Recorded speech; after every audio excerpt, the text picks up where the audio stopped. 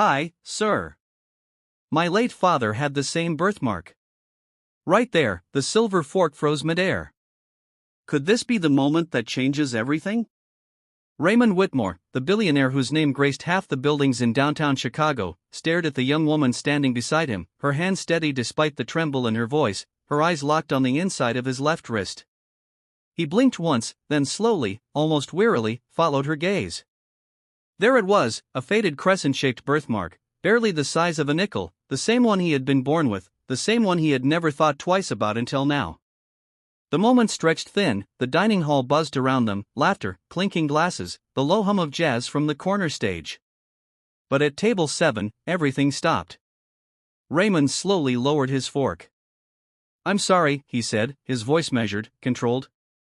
Maya took a step back, her apron brushing the edge of the tablecloth. Her hand still gripped the pitcher of water tightly, but her words were already out, hanging in the air, heavy.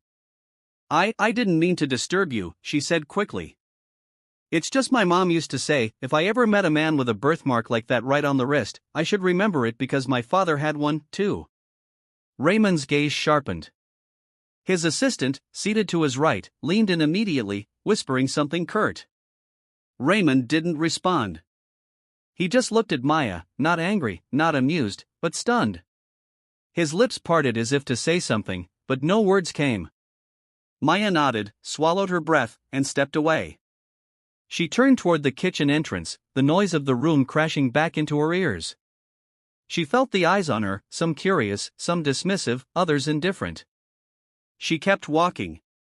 Behind her, Raymond watched her go. His shoulders had stiffened, his hand drifted toward his wrist, thumb brushing across that small, familiar mark. He hadn't thought about Elise in years, and suddenly her name slammed into him like a wave. Elise William, Savannah, 2001. The girl with paint-stained hands and eyes like the edge of dusk. The girl his family said would ruin him. The one he had let walk away because he hadn't had the spine to stand beside her.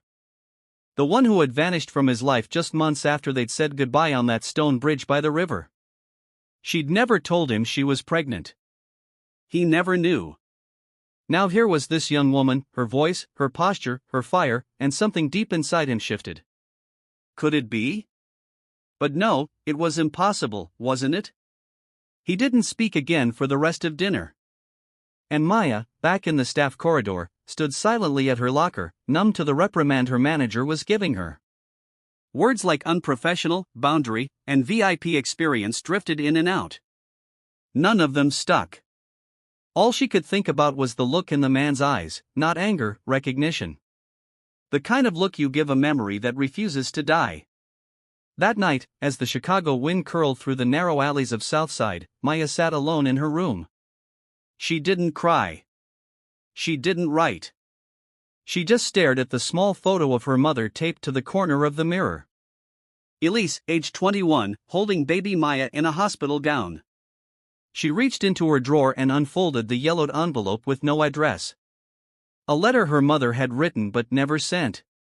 To the man who never knew, if our daughter ever finds you, please be kind. Please be better than silence. Maya's voice cracked as she whispered to the air, I think I found him, Mom. And somewhere across the city, in a penthouse cloaked in glass and silence, Raymond Whitmore stood alone by the window, his left wrist exposed under the moonlight. He stared at the mark. And for the first time in decades, his heart whispered a name he thought he'd forgotten. Elise. And in that silent exchange between a girl holding on to her mother's final words and a man finally facing the weight of all he had lost, something unspoken was healed. Tap the like button if you too support Maya in finding her roots, and let us know in the comments where you're watching this video from. BUP Stories. You never know, someone nearby might be watching and feeling the same way at this very moment. Raymond hadn't left his penthouse since the gala. The city outside his floor-to-ceiling windows shimmered with movement. But inside, everything was still, like the moment between inhale and exhale. He hadn't eaten dinner. Hadn't checked the messages blinking on his phone. He just sat in the leather armchair, elbow resting on his knee, fingers tapping gently on the soft patch of skin on his left wrist. That girl, Maya, her voice hadn't left his ears. Her face haunted him. And that name, Elise William. He hadn't said it aloud in 21 years, not since the summer she disappeared. He closed his eyes and Savannah came rushing back, humid evenings, crickets in the magnolia trees, and Elise standing barefoot in his family's garden. She used to hum when she painted oils, mostly bold colors, unapologetic strokes. He loved that about her, how she never apologized for being visible until his father saw them together. Until the phone call started, until he was summoned to the family estate and told in no uncertain terms, "You are not to disgrace our legacy with this entanglement." He didn't fight it. He convinced himself it was easier that way. Elise had left town without a word a few weeks later. He never knew why, never had the courage to find out until now. He opened his laptop, hands stiff with hesitation. He typed her name slowly into the search bar. Elise William, Savannah, Georgia. A few records popped up.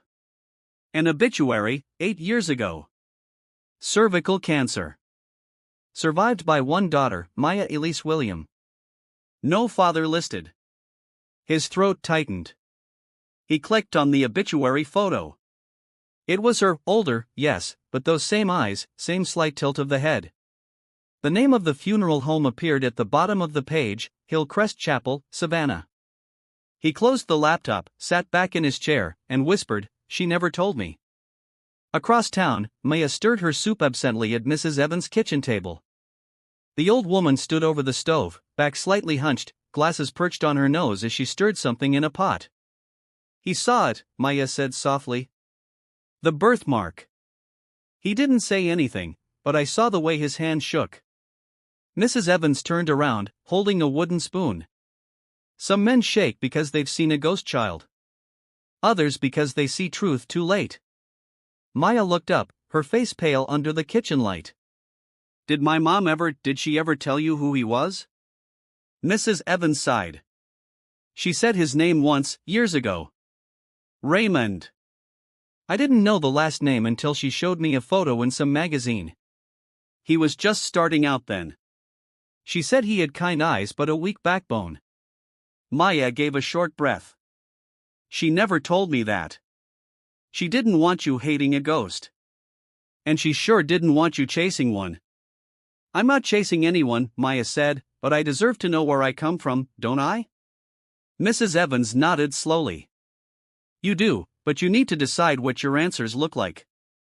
They don't always look the same." The next morning, Raymond sat in his private office on the 38th floor, files scattered across the desk.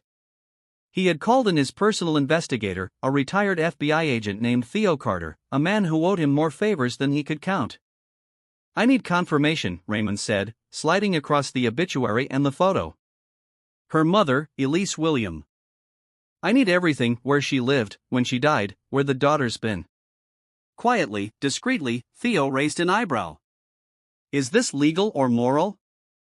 "I'm not asking for surveillance. I'm asking for clarity." Theo nodded. "Give me 48 hours. Raymond leaned back, but he couldn't sit still. His mind kept drifting to her face, to the way she didn't look like she wanted anything from him. That alone made it worse. He wasn't used to being unneeded. He picked up the letter again. It was one Elise had written in 2002, found among the hospital records Theo had scanned years ago, but Raymond had never read until now. In faded ink, the first line said, "You never fought for me, but I hope you'll fight for her if she finds you." He set the letter down and pressed his fingers to his eyes.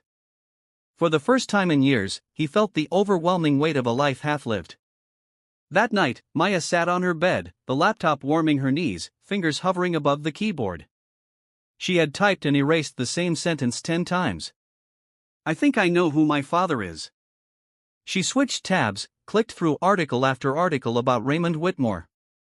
A story caught her eye, an old interview where he mentioned he spent summers in Savannah during college.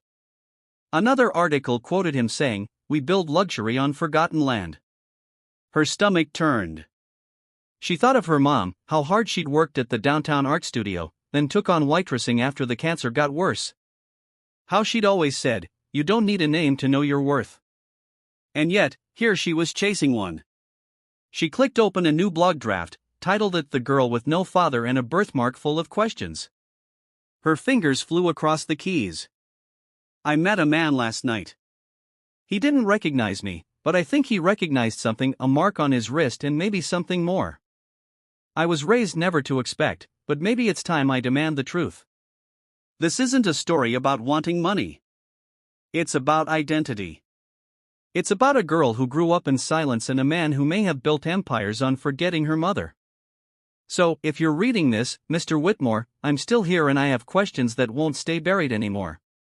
She hit save, draft, not publish. Not yet, but it was coming. Because the silence was becoming too loud to bear. Raymond didn't sleep that night. The city lights flickered below his penthouse window like restless thoughts, never settling. After Maya drifted from his line of sight, after her voice triggered a name he'd buried, he couldn't ignore the pull anymore. By morning, a slim file rested on his desk. Theo Carter was fast. Inside were hospital records from Savannah General, Elise's death certificate, property tax records for a modest apartment in Southside Chicago, and most chilling, a kindergarten enrollment form from 2007. Under father's name, the line was left blank. But there, clipped to the last page, was a photo taken just days ago. Maya stepping out of a subway station, headphones in, a sketchpad tucked under her arm. She looked nothing like the girl he remembered, but something in her walk, her shoulders slightly squared despite the wind, her gaze steady despite the world around her, was Elise. Undeniably, Raymond sat back in his chair, the file open on his lap, and whispered aloud, "Why didn't you tell me?" But deep down, he knew. Because she tried, and he had been too cowardly to open the letters. Or maybe he hadn't wanted to be reminded of the one part of his past not polished, not public, not planned. Maya didn't tell anyone she'd gone to the library that afternoon. She found herself drawn there, not for books, but for memory, a safe place to think, to process, to breathe. In the quietest corner of the archives, she sat at a microfilm machine, scrolling through Savannah newspapers from 2001.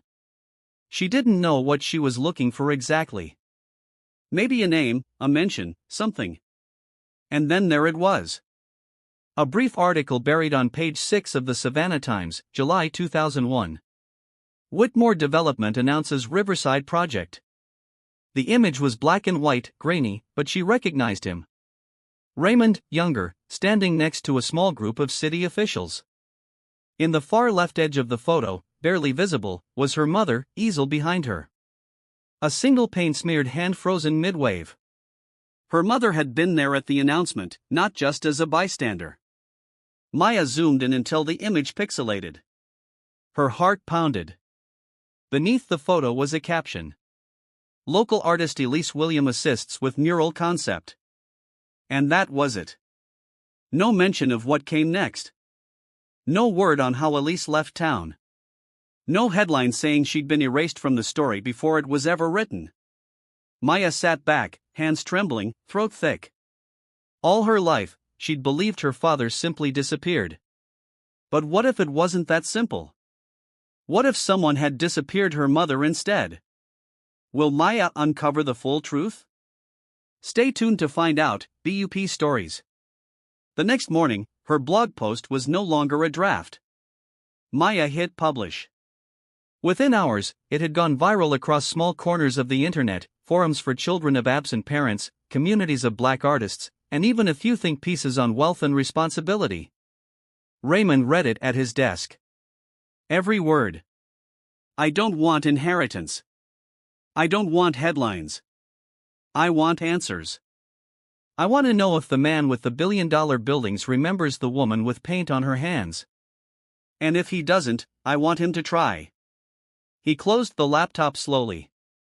Something inside him settled, and something else cracked. He had spent years building an empire, adding zeros to his name, sculpting an image of control and silence, but none of it had prepared him for a 21-year-old voice asking if he remembered love. He called Theo again. I need the contact number for Maya William. Why? I'm requesting a meeting. Theo paused. Sir, may I ask what are you hoping she'll say?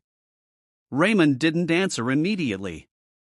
Finally, he said, I'm not hoping for anything. I'm hoping to listen. When Maya got the call from an unknown number, she didn't answer at first. The voicemail was short, male voice, steady. Miss William, this is Raymond Whitmore. I'd like to speak with you privately at your convenience. She didn't call back that day or the next. Instead, she took the train across town back to Mrs. Evans' apartment. She found the older woman pruning her front window plants, humming an old Ella Fitzgerald tune. He reached out, Maya said, standing in the doorway. Mrs. Evans didn't turn. And what did you say? Nothing yet. That's still saying something. Maya stepped inside, dropped her bag near the couch, and lowered herself into the armchair across the room. Do you think he knew? She asked quietly. All this time? I think some men don't ask the question because they're afraid of the answer, Mrs. Evans replied. And others because they already know. Maya looked out the window. A kid rode past on a bike, laughing. Somewhere in her chest, a sharp ache twisted. Do I meet him? She asked. That depends. Are you looking for a father or just the truth? Maya didn't answer. She didn't know. Later that evening, she stood on the corner of Jackson and 19th, phone in hand, screen glowing. One number, one chance. She dialed. It rang only once. Mr. Whitmore, she said softly. Yes, Maya. She nodded, then remembered he couldn't see her. Yes, I got your message. I appreciate that, he said, voice calm but not cold. Would you allow me to meet you tomorrow morning, just to talk? Maya hesitated.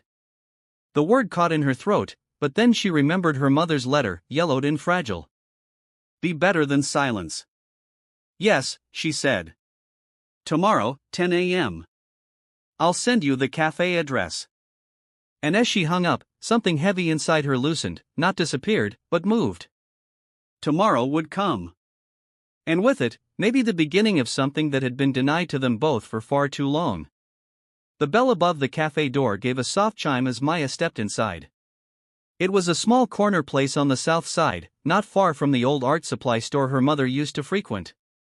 The wood-paneled walls were lined with local paintings, some vivid and modern, some so old they looked like memories themselves. She chose this cafe deliberately.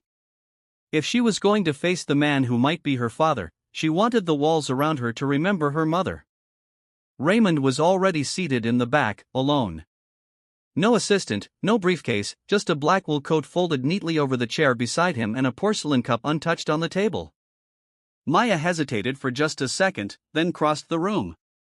He stood when he saw her. Maya, he said softly. She nodded. Mr. Whitmore. He gestured to the seat across from him. She sat without taking off her coat. Neither spoke at first. She didn't want to go first. She had gone first her whole life, first to ask, first to care, first to be left waiting. Let him speak. Raymond cleared his throat. Thank you for agreeing to meet. Maya looked him in the eye. I didn't do it for you. He accepted that. I understand. Silence stretched again. But this time, it wasn't awkward. It was heavy, shared. I read your blog, he said finally. All of it. Then you know why I'm here? He nodded.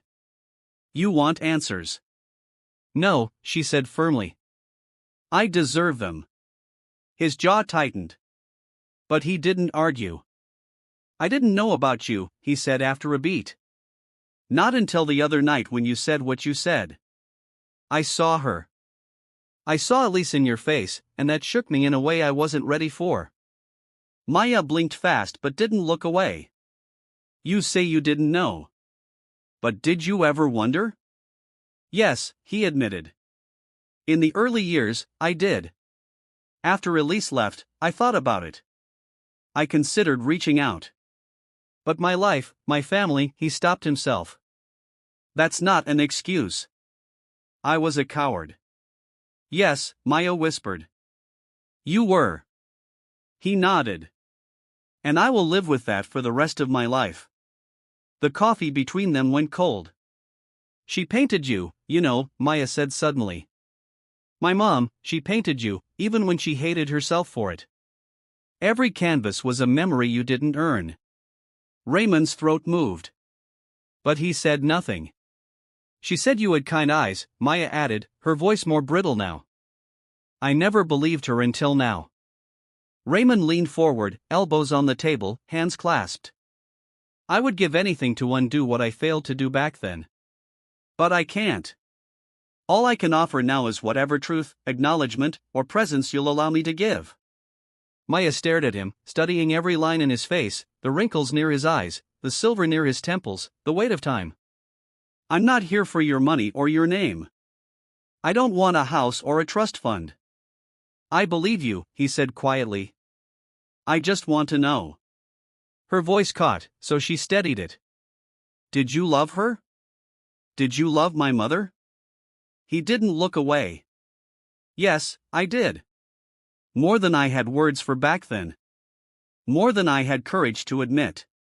Maya's eyes welled, but she blinked the tears away before they could fall. And me, she asked, even softer now. Do you think if you'd known, would you have wanted me? Raymond reached into his coat pocket and pulled out a folded photograph, creased and faded. He placed it on the table between them. Maya leaned forward. It was a black and white photo of Elise standing barefoot beside a river, pregnant, her hands resting on her belly. She looked radiant, strong, alone. She sent this to me once. I never opened the envelope, he said. Not until last week. Maya pressed her hand over her mouth.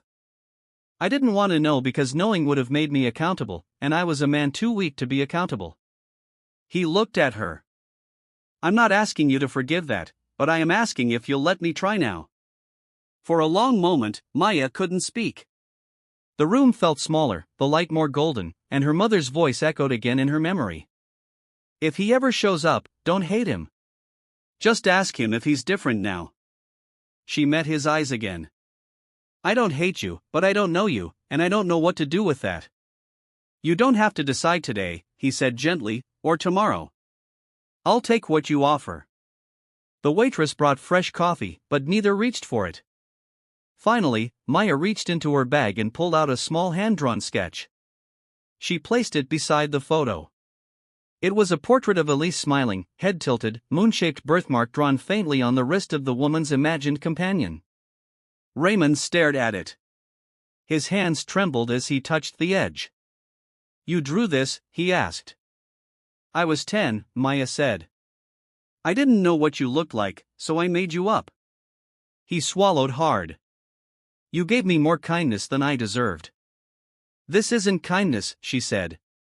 This is memory. He nodded. Will you let me see you again? I don't know, she said, but I'll think about it. She turned to leave, pausing only once at the door. I don't need a father. I never had one, and I've made it this far. But if you want to be someone I can respect. That would matter more than biology ever did. And with that, she walked out into the morning sun, leaving Raymond alone, the sketch in one hand and his silence in the other. Raymond sat in the back of his limousine, the sketch still in his hand. He hadn't spoken a word since leaving the cafe. The driver didn't ask questions. She'd worked for Raymond long enough to know when silence wasn't just quiet, but sacred. He stared at the portrait Maya had drawn at age 10. The pencil lines were shaky, the proportions imperfect, but there was something in it, something heartbreakingly hopeful. A child imagining a man she'd never met but dared to believe could be good. When he returned to the penthouse, Raymond went straight to the study. No coat removed, no lights turned on. The late afternoon sun filtered in through the tall windows, casting long shadows across the floor. He unlocked the bottom drawer of his desk, the one he hadn't opened in years. Inside were 3 envelopes, yellowed with time, all addressed in the same delicate handwriting. Elise's. He picked up the first one and opened it for the second time in his life. His hands were steady now. No more avoidance. Dear Raymond, if you're reading this, it means you stopped pretending the past didn't matter. I wish I had been braver. I wish you had, too. I left because I was told to, because I was afraid of what your name would do to our future. I was alone. I didn't tell you because I didn't want our child to grow up knowing she was the result of shame. But she isn't. She is bright. She is fierce. And she deserves more than a ghost for a father. If she finds you one day, I hope you remember how to love out loud. Elise. Raymond sat back in his chair, the paper trembling in his hands now. He'd built a career on controlling every outcome, anticipating every risk, but no business deal had ever left him this exposed. No investor had ever made him feel this vulnerable. And yet, Maya had, with a look, with a drawing, with a sentence, be someone I can respect. He folded the letter more carefully this time and placed it in his inner coat pocket. This one he would keep close. Maya didn't tell Mrs. Evans about the meeting right away. That night, she just sat at the kitchen table, slicing apples with robotic precision, listening to the evening news hum in the background. Mrs. Evans knew better than to press. Finally, Maya said, "He brought a picture." Mrs. Evans turned from the stove. Of who? My mother, pregnant, standing by the river. The older woman sat down across from her. He kept it all these years. Maya nodded. Never opened the envelope until last week. Mrs. Evans let out a slow breath. Guilt's a strange thing. Sometimes it grows quieter the longer you ignore it, but when it finally speaks, it doesn't whisper. Maya set the knife down. He said he loved her. Said he didn't know about me. Do you believe him? I don't know, Maya admitted.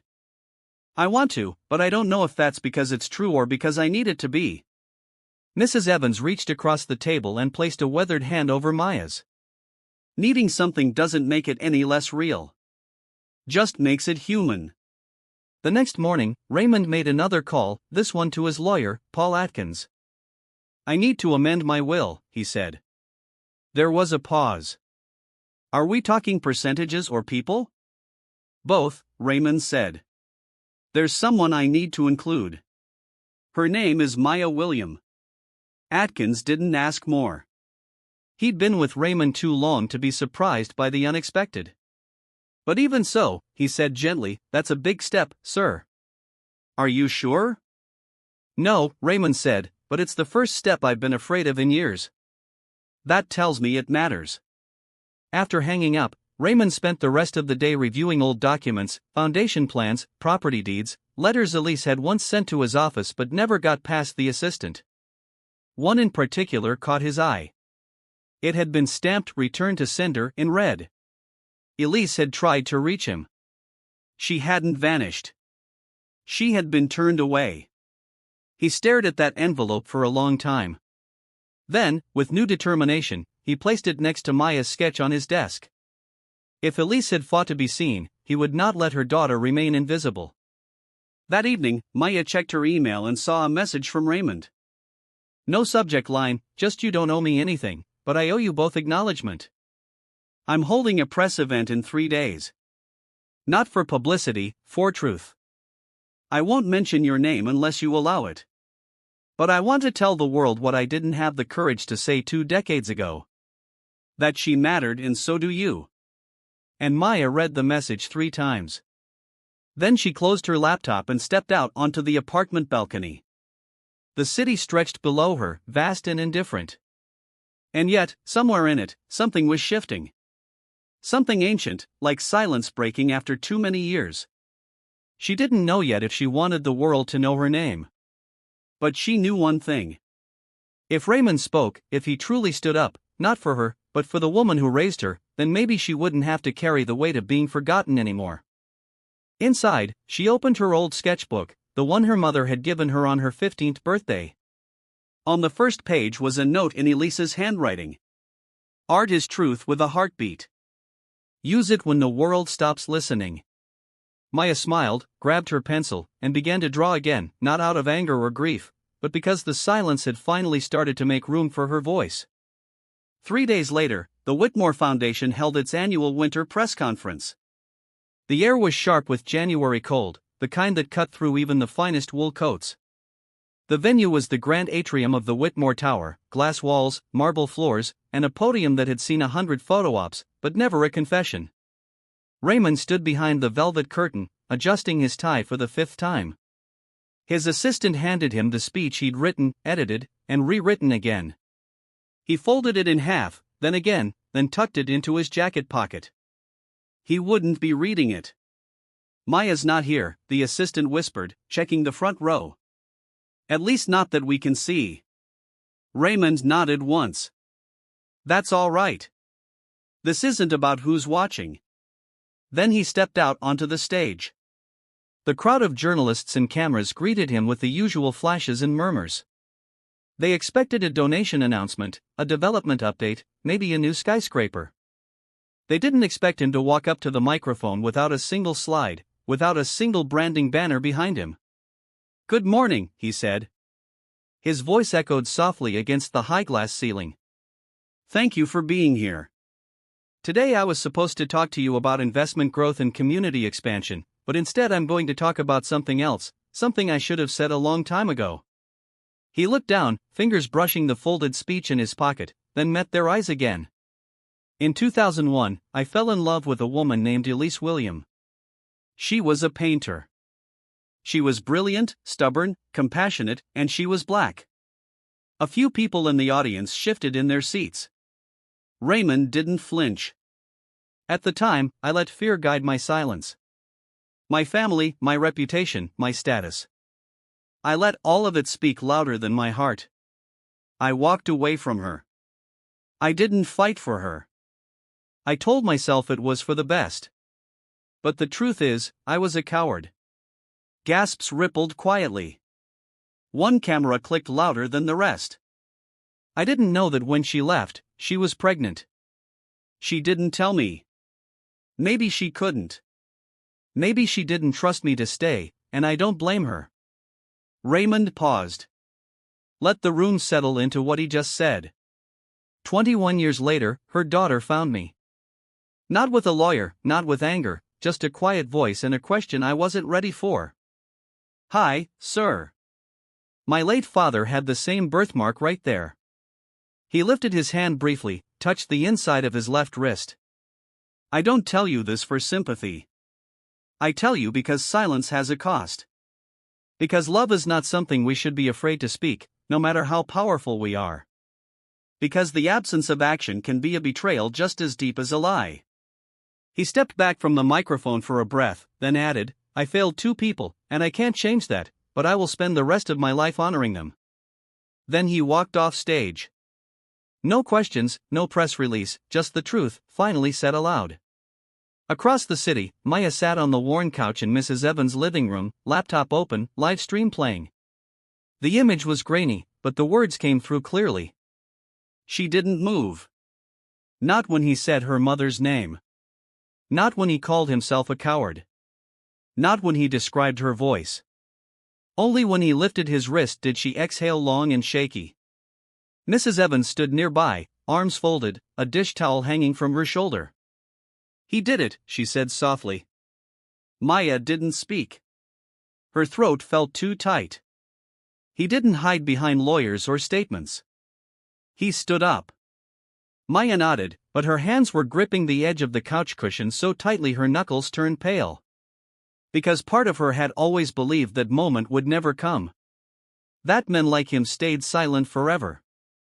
That the world let them. And yet, he had spoken. That evening, Maya walked alone through Lincoln Park, bundled in her mother's old coat. The lake wind bit at her cheeks, but she didn't mind. She walked until the sun dipped low, casting gold over the frozen water. When she reached the statue of the painter along the garden path, the one Elise used to sketch when Maya was little, she stopped, pulled out a small envelope from her bag. She'd written it last night, just in case. She opened it again, one more time. "Mr. Whitmore, thank you for saying her name. Thank you for saying mine. That day in the cafe, I didn't know what I wanted.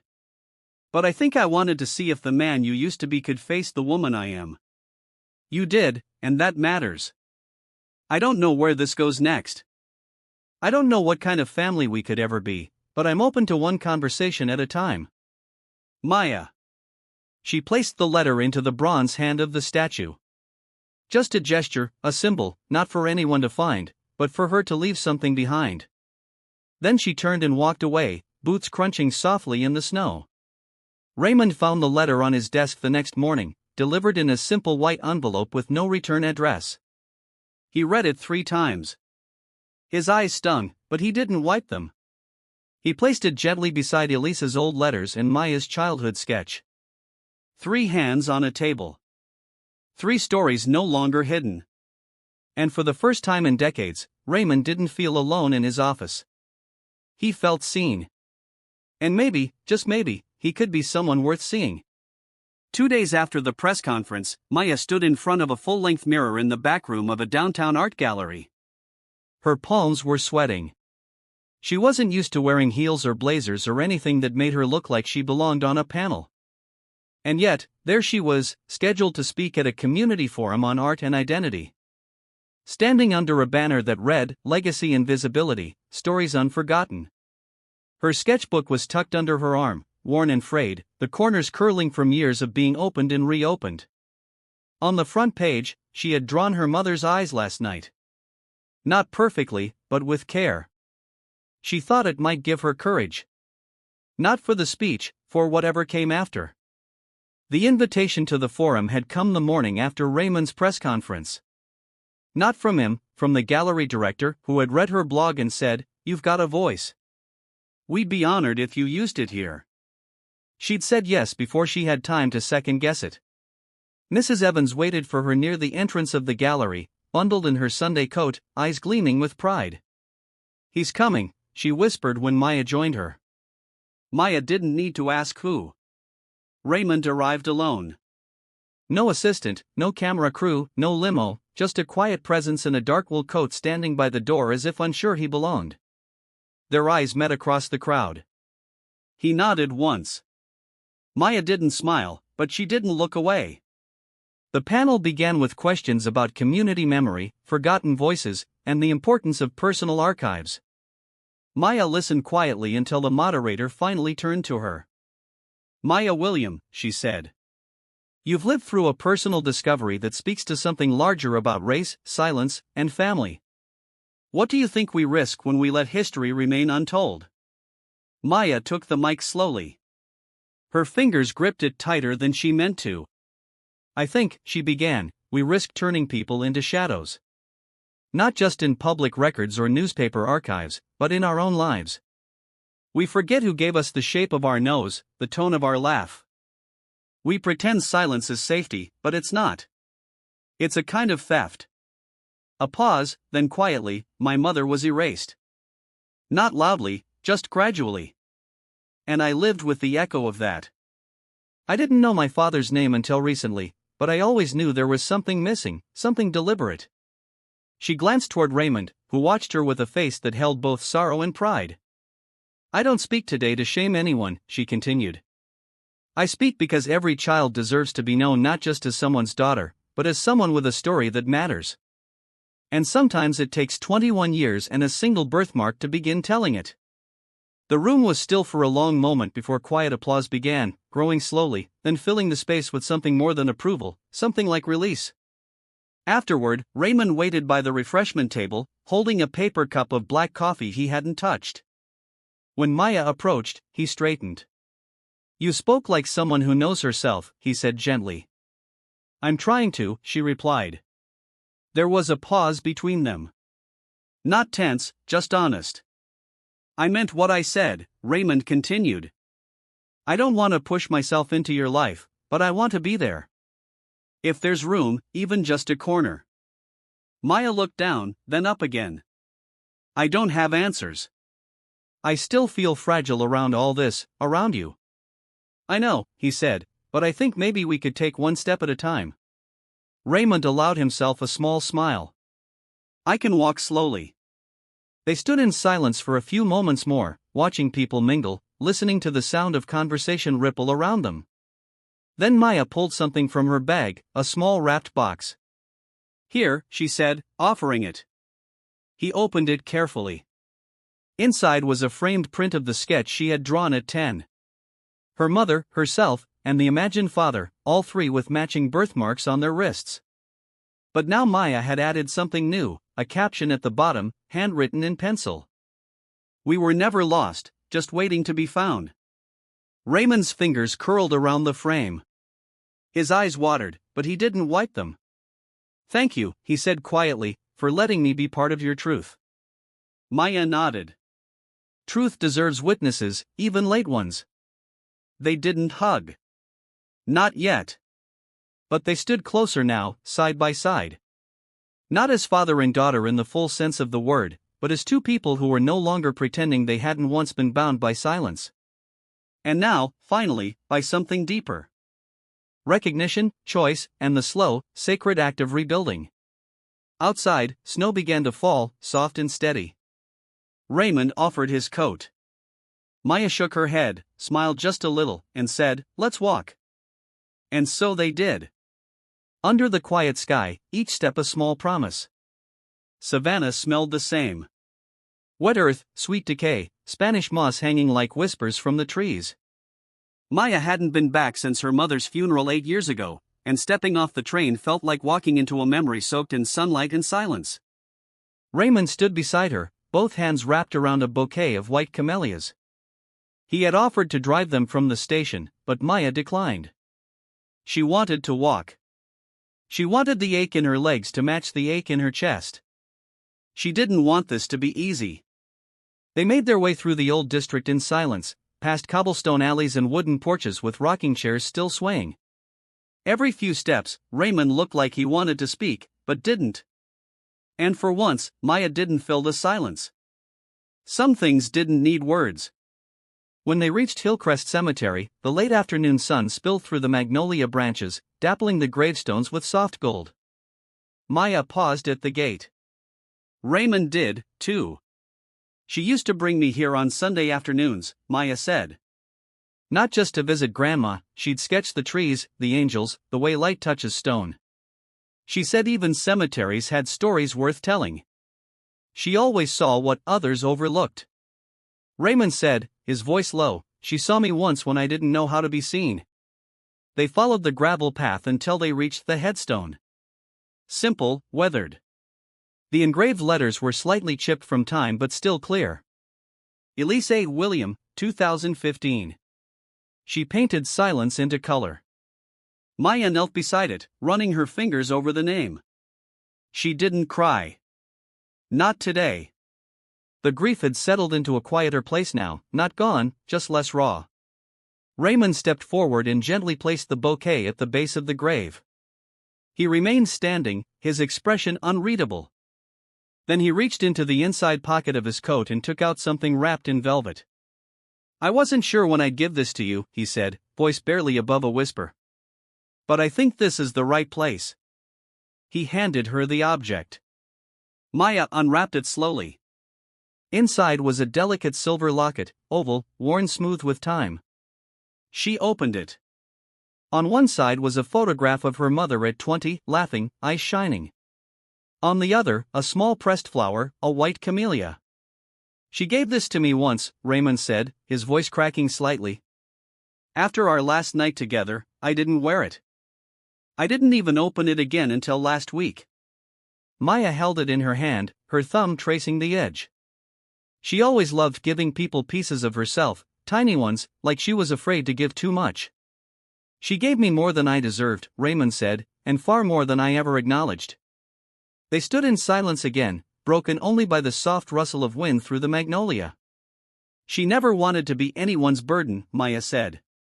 "Not even mine. When she got sick, she used to leave voice notes on her phone just in case. I still have them. I don't listen often, but sometimes I need her voice more than her advice." Raymond looked at her. "I wish I could have been there for her, for both of you." "You weren't," Maya replied, not harshly, just honestly.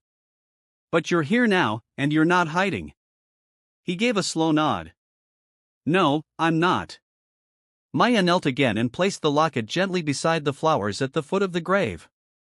"I think she would have liked this," she said quietly. "Not because it's perfect, but because it's real." They stayed until the sun dipped low and the shadows grew long. Neither wanted to be the first to leave, but eventually the chill crept in. Maya turned to go. Raymond lingered a moment longer, fingers brushing the top of the stone. Then he followed. As they walked back down the path, Raymond broke the silence. When I was young, my father told me that emotion was weakness. That dignity meant silence. But your mother proved him wrong with every brush stroke she ever made. Maya looked over at him. You don't need to be your father. He met her eyes. I know. I'm trying not to be. As they reached the gate, Maya paused. I want to come back here. Every year on this day. I'll come with you, Raymond said. Maya gave a small nod. We'll see. Outside the cemetery, they stopped beneath a tree heavy with magnolia blossoms just beginning to bud. Raymond reached into his coat again and pulled out an envelope. He handed it to her. What's this? Something I had written before we left Chicago. It's not legal, not official, just words. Mine. Maya unfolded the paper. It was a handwritten letter. Dear Maya, I missed your birth, your first steps, your scraped knees, and late-night fevers. I missed your drawings on the fridge, your first heartbreak. I missed everything. But if you'll let me, I'd like to be here for what comes next. You don't have to forgive me, but I hope you'll let me earn a place in your life, not because of obligation, but because you believe I can add something true to it. Raymond. Maya folded the letter and tucked it into her coat. Let's get some coffee, she said, surprising herself. There's a place 2 blocks from here. It's not fancy, but their peach cobbler is exactly the way she used to make it. Raymond smiled, and for the first time it wasn't tentative. Lead the way. They walked side by side down the quiet Savannah street. No headlines, no expectations, just 2 people. Once strangers, now something else. Something still unshaped, but alive. And above them, the magnolia branches swayed, whispering stories only the trees remembered. The cafe in Savannah was nothing special. Brick walls painted white, a squeaky fan overhead, a chalkboard menu with smudged lettering, and a tip jar shaped like a mason jar labeled, "Give what you can, get what you need." But for Maya, it felt like home, one of the few places her mother used to take her when the cancer treatments allowed for small joys. Elise had loved the peach cobbler here. Maya remembered her humming quietly over a steaming cup of tea, napkin in her lap, sketching strangers with a pen that always ran out of ink halfway through. Now, decades later, Maya sat at the same table across from the man who might have once sat here too. If life had gone differently, if he'd made a different choice. If he'd chosen love over legacy. Raymond took a small bite of cobbler. Your mother had good taste. She usually did, Maya said softly, except when it came to trusting silence. He nodded, accepting the sting. She deserved more than what I gave her. She deserved to be fought for. Maya watched him for a moment. Why didn't you? His fork paused midair. He set it down slowly, then looked her in the eye. I was raised to believe the world belonged to men like me as long as we didn't make waves. My father made it clear.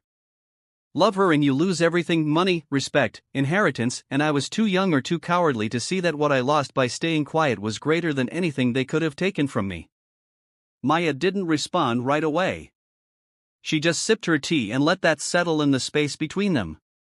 You said something at the gallery, Raymond continued, about being known not just as someone's daughter, but as someone with a story that matters. I want you to know you matter, Maya. Not because you're my daughter, but because of who you've become, despite everything I wasn't. The words weren't perfect, but they were real, and that mattered more. Maya looked down at the locket now hanging from a thin silver chain around her neck, the one he'd given her at the cemetery. She rubbed her thumb over it. You know, I used to imagine you showing up at school when I was little, she said, standing by the door at parent-teacher night. Just once. I didn't care if you were rich.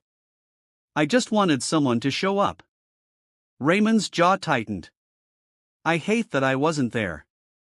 I don't need you to hate it, she said. I need you to carry it so you don't repeat it. He nodded slowly. I'm trying. Maya leaned back. And I'm trying to let you. That's the hard part. Outside the cafe, rain had begun to fall, soft southern rain that felt more like memory than weather. The kind her mother used to paint as streaks of watercolor blue on brown paper. Maya stood and pulled her coat around her shoulders. "Walk me to the train station?" "Of course," Raymond said, already reaching for his umbrella. They walked slowly down the wet sidewalk, neither speaking at first.